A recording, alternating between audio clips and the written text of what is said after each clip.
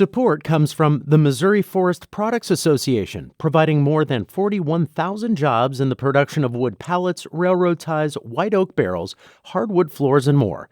Details at choosewood.com. If you have a smart speaker, you have access to the entire world of NPR and St. Louis Public Radio. All the latest news and all the captivating stories.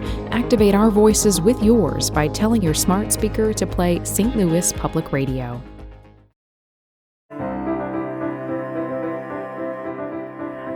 I think that was part of Ernest's truth that he didn't want to see. I think he had a lot of truths inside of him that he did not want to see, which made him so troubled. I love the way one of the biographers of Martha Gellhorn put it, that Martha's mother could see, the trouble in Ernest's soul. I'm Sarah Fensky. This is St. Louis on the Air.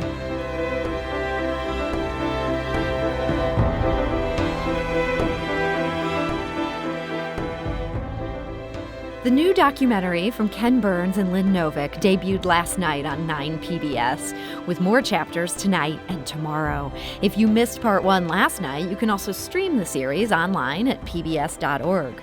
The 3-part series promises to reveal the man, the myth, and the writer in the story of its titanic title subject, Ernest Hemingway. I hate the myth of Hemingway. It obscures the man. His talent is stunning. He went against the grain. It's hard to imagine a writer who hasn't been influenced by him. In order to have something new to write, he had to have something new to live. And he fell in love quite a few times. He's complex and deeply flawed, but there he is. Hemingway, the man, is much more interesting than the myth. Hemingway starts Monday, April 5th at 8/7 Central, only on PBS.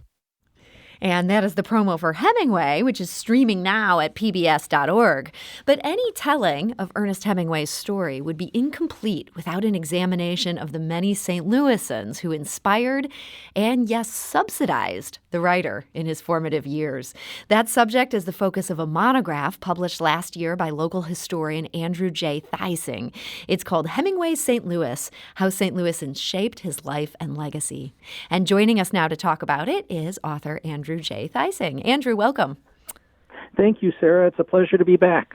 So, Andrew, you write that describing Hemingway's presence in St. Louis would take only a few pages, but describing the impact of St. Louisans on his life could fill volumes. And it really was remarkable reading your book just how many St. Louisans played key roles and how many St. Louis trust funds. Were you surprised by that when you started digging into this?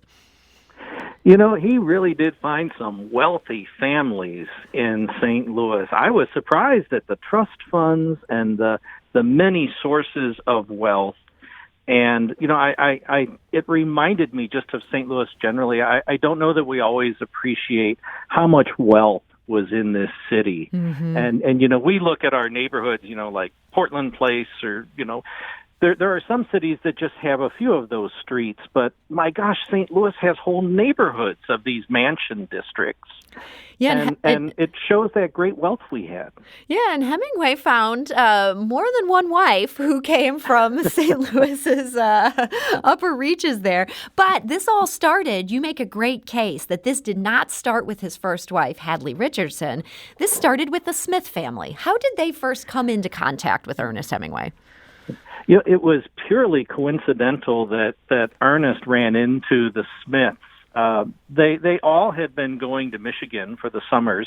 Ernest was much younger than the Smiths, but they all started hanging out together up there, and the Smith family really proved influential. Bill Smith was a lifelong friend of Ernest. And, he didn't have many of those lifelong friends. Ernest kind of, befriended people and then sort of villainized people. Mm-hmm. And so he lost a lot of friends. But Bill Smith stayed through, and then his sister Katie Smith was also a very, very prominent figure in Ernest's life.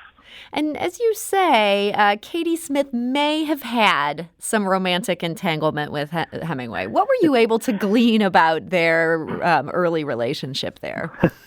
I was really hoping I could find something that would answer this question: what was the truth of their relationship? But the reason it's unresolved is because there just is no reliable source that did they have this romantic relationship? Did they have this physical relationship? Ernest kind of hints at it in his short stories, but was he making that up? Was it real? Were the names changed? And Ernest kind of denied it, and Katie kind of denied it, and but they also were very attracted to each other. So it was clear that there was a crush. And this is such a side note here, but as a lover of literature, I think it's worth mentioning. Katie Smith later married a different novelist. That's right. Katie Smith marries John Dos Passos, who was this other really powerful writer of, right there at the same time of Hemingway. And just like Katie introduced Ernest to his first wife, here Ernest introduces Katie to John Dos Passos, who is his friend. So, Katie introduces Ernest to the first wife, the first of 3 St. Louisans that he would marry, and this is Hadley Richardson. Who was she? So Hadley was part of the Richardson family. The Richardson Drug Company was big and powerful in the day, and Hadley really was taking care of her invalid mother, and she had a terrible relationship with her parents. She had lots of sadness. If people saw the documentary last night on public television, they got a glimpse of that Hadley just had this sad life. She was prepared to be a spinster for the rest of her life. And Ernest was this gateway out of St. Louis, out of the sadness in her life, and onto adventure. And yes, they had some adventures, and honestly, it seems like Hadley found great happiness after she and Ernest split up. But Hadley's family played a key role for him. How did they help to launch him as a novelist? Well, Hadley's father commits suicide when Hadley's rather young. And Hadley said that she wasn't really affected by it because she didn't have a relationship with her father, even though he lived under the same roof. And so the rest of the family had these trust funds for the widow and for Hadley. And Ernest Hemingway's Paris years were enabled by the wealth of that trust fund. I thought it was interesting in the documentary, the part that aired last night, Ernest had kind of painted that there they were poor as church mouse, and Hadley said, no, they had plenty of money. Her trust fund had it covered. That's right. Even when part of her trust fund was stolen by a different St. Louis family, there was still enough money around in that family that really it didn't have any impact on them other than an emotional impact. So it was through Hadley that he ended up meeting his second wife, also a St. Louisan. This is Pauline Pfeiffer. People who've read A Movable Feast, she's really painted as the villain in that book. Do you think from your research, is that fair? Well, I think to an extent, yes. I think it is. She intentionally broke up that first marriage. And so she wanted to be Ernest Hemingway's wife, and so yes, I think in that sense she was a bit of a villain in the story. And everything in Europe, everything for Hemingway in those days, everything was done in groups, and so it was kind of easy for her and her sister Ginny to get inside those groups that Hemingway was in, those circles. And pretty soon they started spending so much time together that as the documentary showed last night, eventually Ernest and Pauline kind of paired off and became a couple themselves. And this all worked out just fine for Ernest Hemingway because she had an even bigger trust fund than Hadley Richardson. Where was her money coming from? Wow. So the Pfeiffer Chemical Company, which starts in St. Louis and just is wildly successful, and as it grows, it buys these out-of-town companies, and the Pfeiffers actually travel out of St. Louis. So they left St. Louis to go to Philadelphia when they bought, the Warner Company, Warner Pharmaceutical, and then, they went from there to, when they bought Hudnet, they all moved to New York.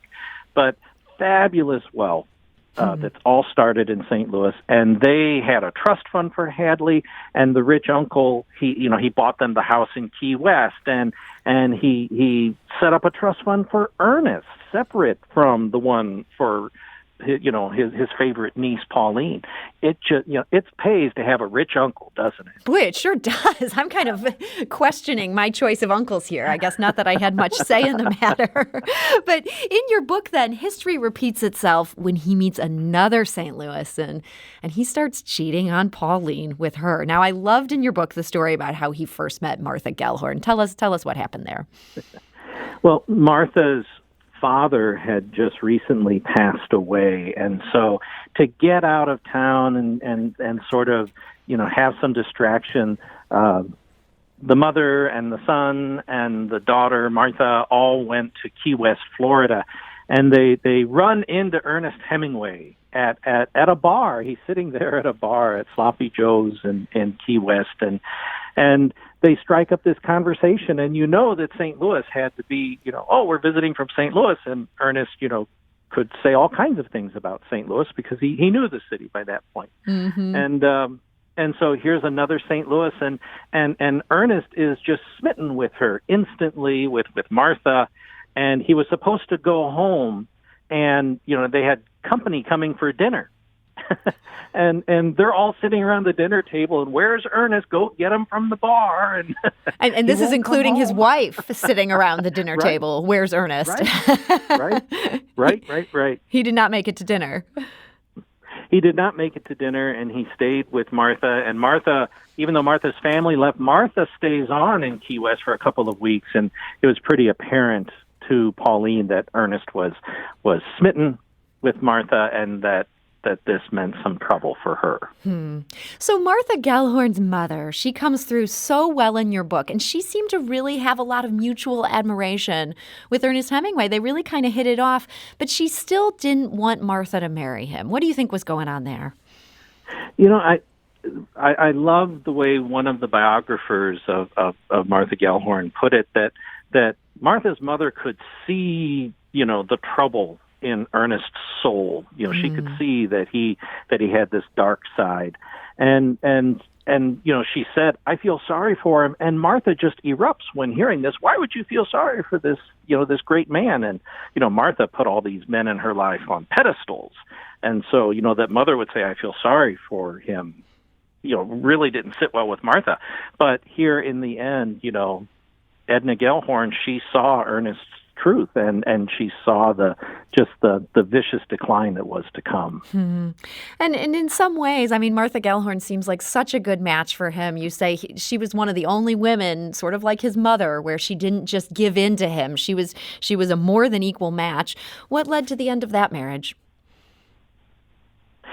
Ernest once again meets he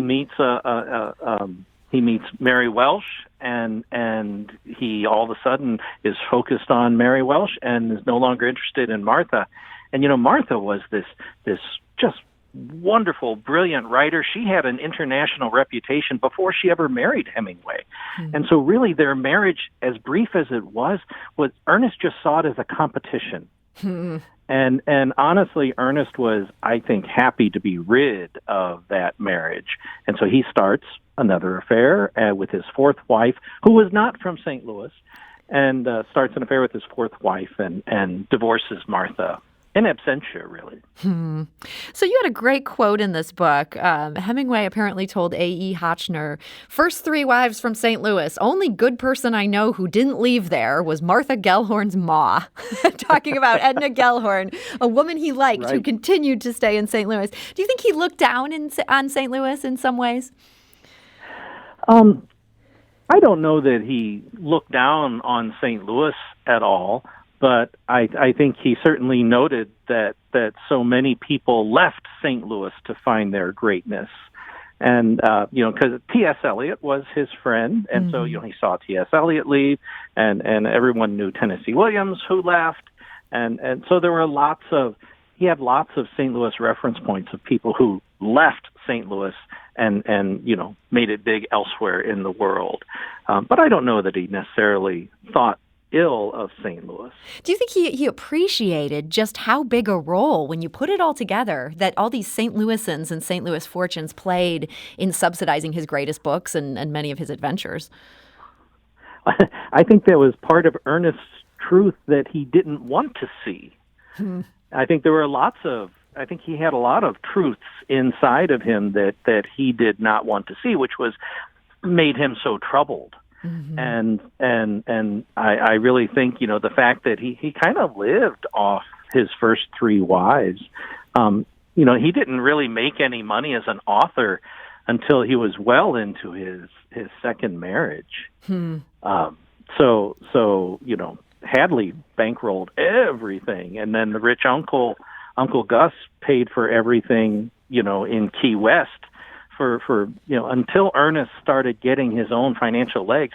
When he bought the estate in Cuba, which Martha had already secured and rented, her name was on the lease.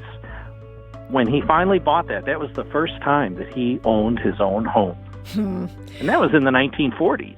Well, St. Louis launched him. He didn't want to admit it. It might not be part of his biography he would own, but boy, you do a great job of telling it in this story. So Andrew J. Theising, thank you so much for joining us today. It's a pleasure. You're welcome. And Andrew's book is Hemingway's St. Louis, How St. Louis shaped his life and legacy. You can check out the book and watch the 3-part series on PBS. This is St. Louis on the Air on St. Louis Public Radio, 90.7 KWMU. Do you find yourself regularly listening to episodes of St. Louis on the Air? Suggest us to a friend you think might enjoy our conversations. And leave us a review and rating on Apple Podcasts on the App Store. It's the simplest way to help people discover our show. Thanks. St. Louis Public Radio is a member-supported service of the University of Missouri, St. Louis.